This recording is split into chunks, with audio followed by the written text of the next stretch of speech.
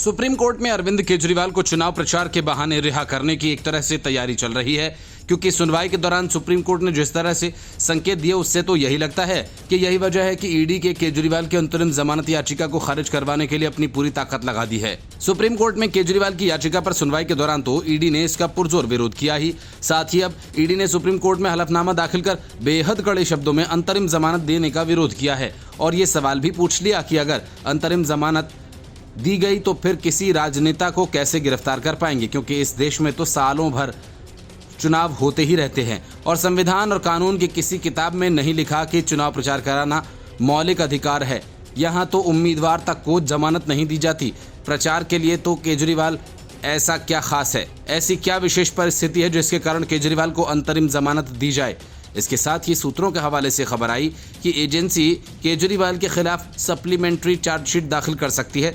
जाहिर है कि ईडी ने अंतरिम जमानत मिलने की संभावना को खारिज करवाने के लिए पूरी ताकत लगा दी है। ईडी ने केजरीवाल को अंतरिम जमानत का विरोध करते हुए कहा कि चुनाव प्रचार के लिए अंतरिम जमानत देना ठीक नहीं होगा, इससे एक गलत संदेश जाएगा।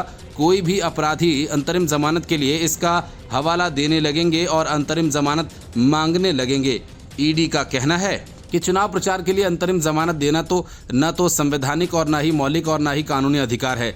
दिल्ली के मुख्यमंत्री तो चुनाव भी नहीं लड़ रहे, चुनाव लड़ने के लिए भी अंतरिम जमानत नहीं दी जा सकती।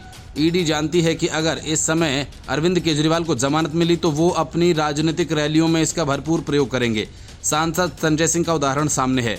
संजय सिंह को जमानत के समय भी ईडी ने कोशिश की थी कि शर्त लगा दी जाए, वो आबकारी नीति के बारे में मीडिया से बात न करें। हालांकि संजय सिंह के वकीलों के विरोध के बाद कोर्ट ने शर्त लगाई कि वो आबकारी नीति मामले में अपनी भूमिका के बारे में नहीं बोलेंगे। अब ईडी संजय सिंह के बयानों से भी परेशान है। उसने कोर्ट में भी इस बारे में कहा। ईडी ने यह भी कहा कि चुनाव प्रचार के लिए आज तक किसी राजनेता को अंतरिम जमानत नहीं दी गई है। चुनाव प्रचार के लिए अंतरिम जमानत देना एक ऐसा उदाहरण पेश करेगा जिसके तहत नेता गुनाह करके चुनाव की आड़ में जांच से बचने की कोशिश करेंगे। जॉर्ज फर्नांडिस का हवाला देते हुए ईडी ने कहा कि वो जेल में रहते हुए चुनाव लड़े और आज तक के इतिहास में सबसे बड़ी जीत हासिल की। यही नहीं, ईडी के दिल्ली सीएम के खिलाफ सप्लीमेंट्री चार्जशीट दाखिल करने की भी खबर आई।